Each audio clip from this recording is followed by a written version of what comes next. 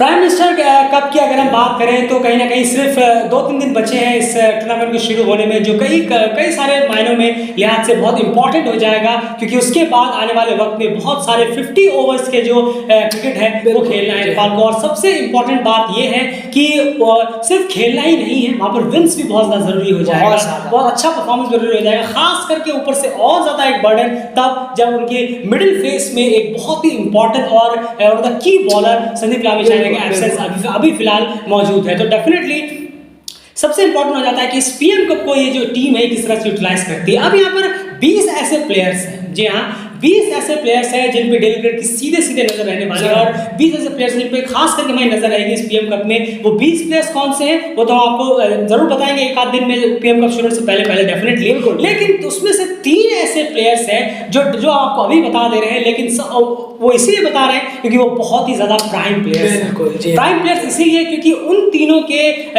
बल्ला खामोश रहने की वजह से, या फिर गेंद जो भी 3 प्लेयर्स होंगे खामोश रहने की वजह से, रिदम में ना होने की वजह से टीम को कई बार हार का सामना करना पड़ा है। और एक बार नहीं हुआ है, ये 2 बार 3 बार 4 बार कई बार हुआ है। ओडीआई में हम क्रिकेट वर्ल्ड कप लीग 2 की बात कर रहे हैं, फिर ओडीआई को भी अगर आप ले लें, वो पीएनजी के खिलाफ जो 2 ओडीआई होते हैं उसको भी अगर आप ले लें, तो कहीं ना कहीं ये 3 प्लेयर्स का रिदम में ना होना, परफॉर्म ना कर पाना बहुत भारी पड़ा है। कई बार कई क्वेश्चंस में हमने देखा है। तो जो ये 3 प्लेयर्स हैं कौन से ये आपको बताएं, तो सबसे पहले रिक्वेस्ट आपसे ये रहेगा कि प्लीज वीडियो को पूरा जरूर सुनिएगा, और बाकी 17 प्लेयर्स यानी ओवरऑल 20 प्लेयर्स का जो पूल है जिस पे स्पेसिफिक नजर रहेगी हमारी, और उनकी रिपोर्ट आपको डेली बेसिस पर डेली क्रिकेट चैनल पर देखने को मिलेगी, वो कौन से होंगे वो आपको 29 तारीख को हम बताएंगे जरूर, एक दिन पहले पीएम कप शुरू होने से पहले। एंड 3 प्लेयर की आपसे बात करते हैं। बिल्कुल, सबसे पहले माफ कीजिएगा, तीसरे में से पहला प्लेयर कौन सा आपने पिक किया है और उनके स्टैट्स क्या हैं, और क्यों हम कह रहे हैं कि इनका रिदम में आना बहुत ज्यादा जरूरी है? नहीं बिल्कुल, और सबसे पहले जो प्लेयर होंगे हमारे वो हैं कुशल पुरतैल,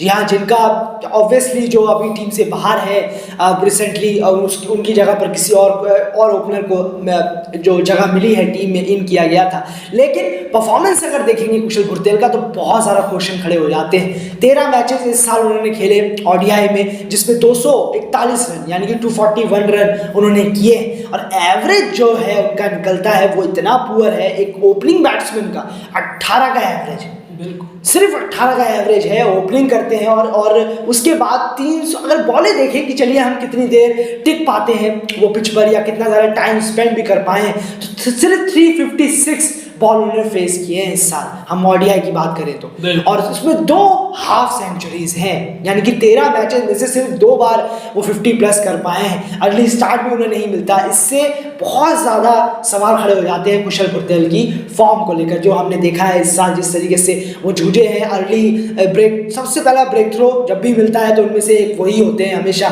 जो 3-4 ओवर के अंदर पेविलियन लौट जाते हैं। बिल्कुल, और एक बार आपको बता दें कि इसमें वनडे गेम्स और 50 ओवर्स के डाटा ऐड नहीं है, ये सिर्फ ओडीआई की हम बात कर रहे हैं। वो ऐड करेंगे तो और ज्यादा शायद एवरेज कम हो जाएगा, और ज्यादा खराब हो जाता है। ओडीआई की यहाँ बात कर रहे हैं हम, और एक और चीज कि यहाँ पर यही बात नहीं कर रहे कि कौन प्लेयर के लिए बेहतर है, कौन ओपनिंग प्लेयर बेहतर है, इंडिविजुअल परफॉर्मेंस की यहाँ बात हो रही है। तो कुशल पुरतैल को इस पीएम कप में अपना रिदम लेकर आना होगा। 18 की एवरेज से बात नहीं बनने वाली, डेफिनेटली है 18 की एवरेज से, और सिर्फ 350 बॉलें खेलने 13 मैचेस में वनडे इंटरनेशनल गेम में बिल्कुल भी जस्टिफाइड नहीं है। और ये पीएम कप एक अच्छा प्लेटफॉर्म है कि आप अपने रिदम को वापस लाएं, और वापस से बोर्ड के सामने, मैनेजमेंट के सामने एक क्वेश्चन रखें कि मैं फॉर्म में आ चुका हूं, मैंने अपने रिदम वापस पा लिए हैं, और मुझे वापस से टीम में अगर लिया जाए तो ये गलत ऑप्शन नहीं होगा। क्या कहेंगे ना, 18 का एवरेज से काम तो नहीं चलेगा। नहीं बिल्कुल, देखिए एक चीज और है कि यहाँ पर पीएम कप में रिदम पाने से अब क्या वहां पर रिदम मिलेगा, ये भी एक सवाल खड़ा होता है। तो यहाँ पर कोशिश ये करनी चाहिए कि आप अर्ली फेस निकाल पाए, यानी कि 10 ओवर का फेस जो है, यानी आना भी कहना चाह रहे हैं कि यहाँ बॉल फेस ज्यादा मैटर करेगा, वो देखना चाहिए। बस एग्जैक्टली यही मेरा कहने का मतलब है,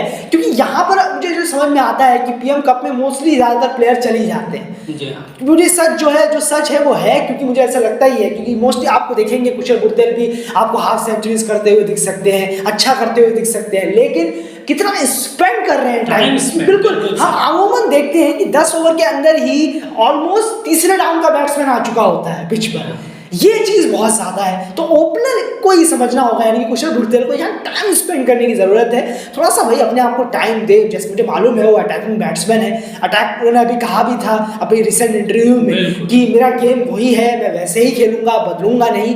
वो रेस्पेक्ट है आपकी, चलिए आपका गेम है, उसी से आप स्कोर करते हैं, लेकिन क्या ये टीम को फ़ायदा दे रहा है? क्या ये आपको इंडिविजुअल परफॉर्म करके दे रहा है या आपको फायदा पहुंचा रहा है? अभी तक तो लग नहीं रहा कि ये आपको फायदा पहुंचा रहा है। कोशिश करिए कि इस पीएम कप में आप थोड़ा ठहर के खेलें। 80-90 का स्ट्राइक रेट लेके चलेंगे तो सर क्या बुरा है, ये स्लोइश इनिंग तो नहीं है 50 ओवर में। अब सोचेंगे कि 150-200 का स्ट्राइक रेट लेके चलूँ तो फिर हर कोई तो नहीं कर सकता। ये मेरा ही मानना है, क्या पता कुशल भुरतेल कर जाए, लेकिन 80-90 का स्ट्राइक रेट लेके भी चलेंगे तो भी बहुत अच्छा होगा ओडीआई। बिल्कुल, तो कहीं ना कहीं ये देखने वाली बात होगी तो कुशल भुरतेल के लिए इस पीएम कप में स्पेसिफिकली ये होगा कि वो पिच पे जो है टाइम जितना स्पेंड कर पाए वो बेहतर होगा। टाइम स्पेंड से हमारा मतलब ये है कि हमारा मतलब ये नहीं कि 100 बॉल में 30 रन करके 80-90 का स्ट्राइक रेट रखें तो बेहतर होगा। तो यानी कुशल भुरतेल को रन से ज़्यादा आप देखना चाहेंगे कि वो टाइम स्पेंड कितना कर रहे हैं, उसके साथ साथ वो रन भी निकाल रहे हैं फिर नहीं, और सिंगल डबल्स भी अगर ले पाते तो बेहतर। देखिए अटैकिंग क्रिकेट का मतलब सिर्फ ये नहीं होता कि आप चौके छक्के मारे, जो सिंगल डबल्स भी लेते हैं 110 स्ट्राइक रेट से भी खेलते हैं, ऐसा ओपनर मैं कह रहा हूँ 110 स्ट्राइक रेट से भी खेलते हैं, और जब वक्त आए तो आप 90 की स्ट्राइक रेट से खेले, और जब वक्त आपको लगे आप वक्त है कि मारने का तो आप 100 उसको गेयर अप करें ऊपर से, तो वो भी अटैकिंग क्रिकेट होता है।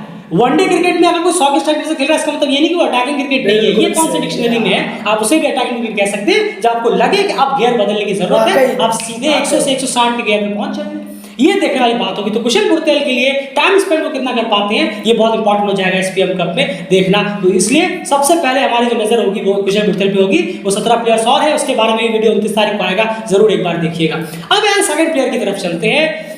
बहुत बड़े नाम है इस टीम के, बहुत कुछ डिपेंड उनके ऊपर रहता है, और बहुत बार ऐसा हुआ है कि उनके ना चलने की वजह से पूरा का पूरा मिडिल ऑर्डर जो है वो गड़बड़ा के साथ जाता है और रन टीम कर नहीं पाती। पार्टनरशिप की जरूरत होती है, वो एक छोड़ के चले जाते हैं।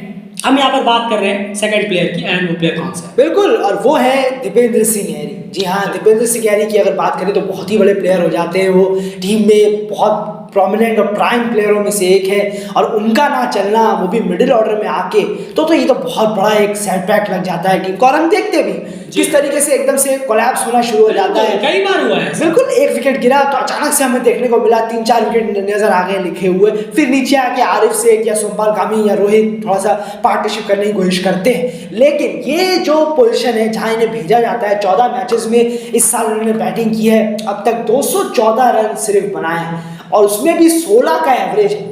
बिल्कुल है, यानी थोड़ा हैरान करता है कि आप मिडिल ऑर्डर के बैट्समैन हैं और ओडीआई में आपकी 16 की एवरेज चल रही है, और सिर्फ 2-3 मैचों में नहीं 14 मैचेस हो चुके हैं। वनडे और 50 ओवर का जो गेम है उसे हमने यहाँ पर अलग रखा है, जैसे हमने आपको बताया प्रैक्टिस मैच अलग रखे, सिर्फ ओडीआई में ही ये हाल है। बिल्कुल, और 320 बॉलें फेस की उन्होंने, 320 बॉलें, यानी कि आप देखेंगे तो कुशल भुरतेल से भी कम। ये बहुत हैरानी वाली बात है। ये नोटिस आप जरूर करिए, एक ओपनर से कम डिलीवरीज एक मिडिल ऑर्डर के बैट्समैन ने खेली है, जिन पे बहुत दारोमदार है टीम का। ये अपने आप में कुशल भुरतेल से भी ज्यादा ग्राफ गिराता है ओडीआई में दीपेंद्र सिंह हैरी का अभी रिसेंटली फॉर्म जो वाकई में। और उसके बाद उन्होंने 1 सेंचुरीज लगाई है, 2 हाफ सेंचुरीज लगाई है, और जरूर अच्छा खेलने को जरूर कि वहां लगा कि शायद चलिए अब एक फॉर्म में रिदम में आ सकते हैं, फॉर्म नहीं, मैं ये नहीं कहूंगा कि आप फॉर्म में सालों साल रहिए, 10 साल फॉर्म में रहिए, रिदम में रहिए, 30, 40, 45 इस तरीके का स्कोर करिए तो अच्छा होता है। अभी जैसे कि मैं एग्जाम्पल दे रहा हूँ, एक तरीके का एग्जांपल है, विराट कोहली को सब कह रहे थे कि ये फॉर्म में नहीं है, तो भी वनडे में वाइड बॉल में उनका कितने का एवरेज था, 35, 40 इस तरीके का एवरेज था उनका ओडीआई में, अगर आप देखेंगे तो उठाकर उनका स्कोर।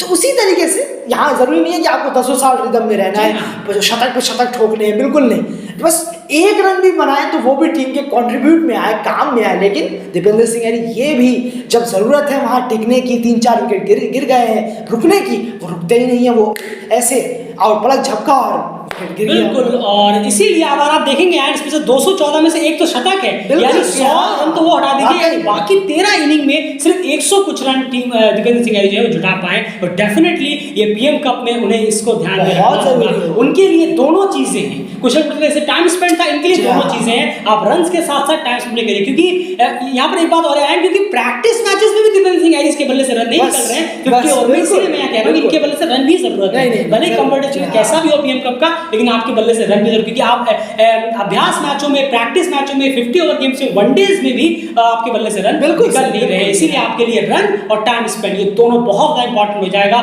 और नजर रहेगी हमारी कि आप किस स्ट्राइक रेट से खेल रहे हैं, कितने बॉल आपने फेस की, कितना वक्त आप इसमें बिता रहे हैं, बहुत इंपॉर्टेंट है। क्योंकि ये जो हमने प्लेयर्स गिनाए हैं, इनकी वजह से टीम ने कई बार हार का सामना किया है, कई बार स्ट्रगल किया, इसीलिए इतने प्राइम प्लेयर्स हैं। कोई और अलग पोजीशन की बात अलग है, लेकिन जिस पोजीशन पे आते हैं वहां पर टीम के बैटिंग बहुत ज्यादा दारोमदार हो जाती है। तो इसलिए दिग्विजय सिंह वो सेकंड प्लेयर होंगे जिन पे हमारी नजर रहेगी।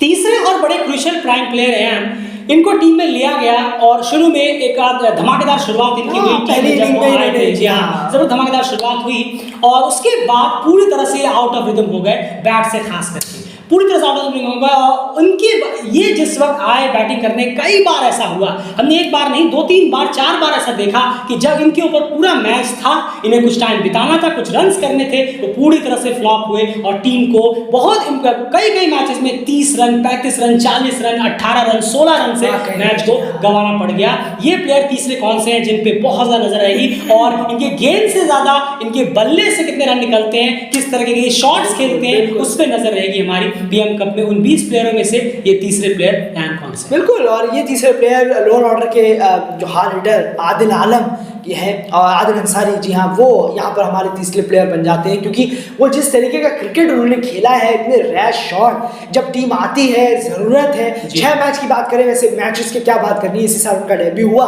70 रन उन्होंने किए हैं अब तक, 77 बॉलें फेस की हैं, और हाईएस्ट स्कोर उनका 30 इंडिविजुअल है जो उन्होंने किया था। मैन ऑफ द मैच भी रहे थे, नॉट आउट रहे, उन्होंने जिताया टीम को, वो उनका हाईएस्ट इंडिविजुअल स्कोर है। लेकिन बात यहाँ पर तभी, मोस्टली वो तभी आते हैं जब टीम चेस करने के लिए उतरती है, और वो इतना ज्यादा गंदे तरीके से आउट होते हैं, खुद अपना विकेट थ्रो करके चले जाते हैं। बहुत बार हमने देखा है अक्सर उस वक्त। चलिए, वो अभी नए इस 6 मैचेस हुए हैं, रन्स में आए, चाहिए रन्स का समझ में आता है, लेकिन शॉट के लिए जस्टिफाइड नहीं है, यही वो वक्त है। बिल्कुल, और ये ऐसे नहीं है 6 मैच में अगर ये गलती कर रहे हैं, आने वाले 12 मैचेस में भी ये गलती करेंगे, तो फिर सीखेंगे कब, सीख कब रहे हैं आखिर?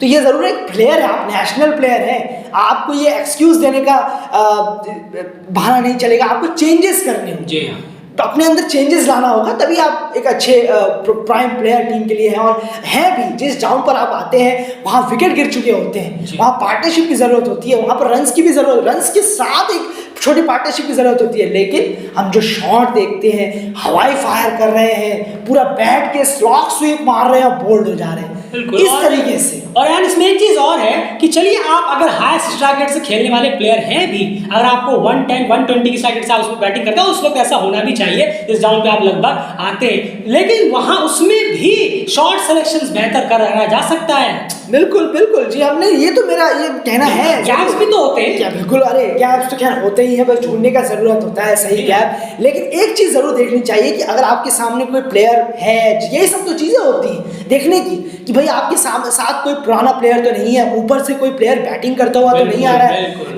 उसे भी मुझे थोड़ा सा रेस्पेक्ट देना है। खाली मुझे अपने गेम पर निर्भर नहीं रहना, टीम को जिताना है या आपको अपना परफॉर्मेंस करना है।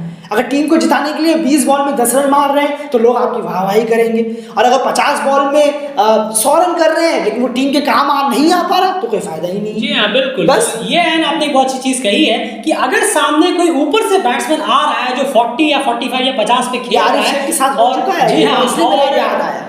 जी हाँ, बिल्कुल, और अगर मान लीजिए 40-50 पे कोई सामने खेल रहा है ऊपर का बैट्समैन, और आप अब नए बैट्समैन आए हैं, तो अब वहां पर आपका क्या रोल बनता है कि आप छक्का उठा के मारना शुरू कर दें? बिल्कुल भी नहीं, ये देखा गया, आप करते हैं, ये आप कर रहे हैं लगातार। तो यहाँ पर आपको उस वक्त उस सामने वाले बैट्समैन को रिस्पेक्ट देनी है कि मुझे सिग्नल लेकर उन्हें देना है। हाँ, जब आप आए हैं 8 विकेट करीब नहीं, गिरे, नहीं, 7 विकेट गिर जी गए। हाँ। मान लीजिए उधर दूसरे एंड पे कोई खास बैट्समैन बचा नहीं है जो पार्टनरशिप बिल्डअप करने के लिए जाना चाहता हो। बिल्कुल सर, जो जाना चाहता हो तो फिर ठीक है, नहीं जाना चाहता हो तो फिर आप वहां पे बचें कि यार अब टेलेंटर्स के साथ में बैटिंग कर रहा हूं, टेलेंटर्स पे ज्यादा भरोसा कर नहीं सकते क्योंकि वो कभी भी आउट हो सकते हैं, बिल्कुल। तो मुझे यहाँ पर कुछ जितने रन हो मैं बटोर दूंगा, तब आपका ये काम आएगा। लेकिन उसमें भी शॉट सिलेक्शन बेहतर हो, गैप हो। 10 प्लेयर माफ कीजिएगा 9 प्लेयर पूरी इस ग्राउंड को तो घेर नहीं सकते, और 9 भी नहीं, रूल्स होते हैं, तो रूल्स की वजह से 2-3 प्लेयर अंदर होते हैं तो 5 बाहर होते हैं। सिर्फ 5 प्लेयर पूरे ग्राउंड कैसे कवर कर लेंगे? आपको गैप्स ढूंढने की जरूरत है, और ये सब आप कहां से देख पाएंगे? इस पीएम कप में। प्लीज इसको यूटिलाइज जरूर करिए, क्योंकि गैप तो आप पीएम कप में ढूंढ सकते हैं, उसके लिए आपको कोई बड़ा और हाई लेवल का क्रिकेट की जरूरत नहीं है। अब तो आदिल के लिए ये होगा कि रैश शॉट से बचे और गैप्स में खेलने की ज्यादा कोशिश करें तो ज्यादा बेहतर होगा। यार और क्या कहना चाहेंगे आप, किस तरह से आदिल आलम जैसा बैट्समैन इस पीएम कप को प्लेटफॉर्म को यूटिलाइज कर सकता है? नहीं जरूर, देखिए जिस ग्राउंड पर वो आते हैं वहां तो खैर हार्ड हिटिंग की जरूरत होती बिल्कुल, वो तो मैंने है, मना ही नहीं किया। लेकिन कोशिश करें, क्योंकि देखा गया है कि बहुत सारे ओवर मोस्टली बच जाते हैं जब आदिल आलम की बैट, क्योंकि नेपाल ऑलमोस्ट 5-6 विकेट बहुत जल्दी गिर जाते हैं। मिड फेस में 22-23 ओवर 24-25 ओवर के अंदर अंदर 5 विकेट 6 विकेट का पेविलियन लौट जाता है, तो वहां पर कोशिश करिए। मैं कह ही सकता हूं आपसे, आपका गेम नहीं है, हर किसी का गेम। अब हर किसी को आप मिडिल ऑर्डर जैसा सोचेंगे भाई रोके तो ये नहीं चलता। ऊपर वालों की गलती है, बिल्कुल उन्होंने इनको इतनी जल्दी बुलावा भेज दिया। बस यही है। लेकिन कोशिश करिए कि आपने सबसे जो अच्छा कहा कि गैप में खेलने का कोशिश करिए, जरूर रन बनेगा। ऐसा हो ही नहीं सकता कि रन ना बने। गैप में खेलने का कोशिश करेंगे, तेज खेलने का, अगर तेजी खेलना है तो डबल निकालिए, चौके निकालिए। पर ऐसे सिचुएशन में जब टीम को जरूरत हो, सामने कोई प्राइम बैट्समैन हो, ऊपर से कोई आ रहा हो, तो प्लीज उसे थोड़ा सा अपने आप को ही मौका दीजिए और उस सामने वाले को थोड़ा स्ट्राइक देने की कोशिश करें। बिल्कुल, और आपको अपने स्ट्राइक रेट से प्यार है कि फास्ट स्ट्राइक रेट से खेलना है, तो हमने कहा आप गैप्स को ढूंढना शुरू करिए। आप गैप्स को जिस दिन नजर लगाना स्टार्ट कर देंगे कि हाँ मुझे गैप्स क्लियर दिख रहे हैं, तो आपको स्ट्राइक की जरूरत नहीं पड़ेगी और रैश शॉट कहीं ना कहीं पीछे छूट जाएगा, वो आपके साथ जाएगा नहीं आगे क्रिकेट में। बहुत उम्मीदें हैं इन 3 प्लेयरों से कि ये इस प्लेटफॉर्म को अलग अलग तरीके से बेहतर करने को बताया, किस किस तरीके से इन्हें इस प्लेटफॉर्म का यूज करना होगा, नजर रहेगी। और 17 प्लेयर्स कौन से हैं तो आपको जरूर बताएंगे आने वाले वक्त में। 1-2 दिन बचे हुए हैं, उसके बाद वो वीडियो भी लेकर आएंगे। लेकिन प्लीज इस वीडियो को पूरा लाइक जरूर करके जाइए, और आपकी राय कमेंट बॉक्स में जरूर रखिए। जितने भी लोग ने वीडियो देखा है, प्लीज आपसे रिक्वेस्ट है आप कमेंट जरूर करिए, और बाकी अपनी राय जरूर आप कमेंट बॉक्स में रख सकते हैं। चैनल को सब्सक्राइब कर लीजिए और बने रहिए डेली चैनल के साथ। पीएम का अपने बहुत इंपॉर्टेंस है इस नेपाल क्रिकेट के लिए आने वाले वक्त में, क्योंकि 50 ओवर क्रिकेट और ओडीआई स्टेटस अगर बचाना है तो यूटिलाइज आपको हर 50 ओवर गेम को बेहतर तरीके से करना होगा। उसकी जिम्मेदारी कुछ 15-20 प्लेयर्स पे है, उसमें से 3 प्लेयर ये भी है। फिलहाल इस वीडियो में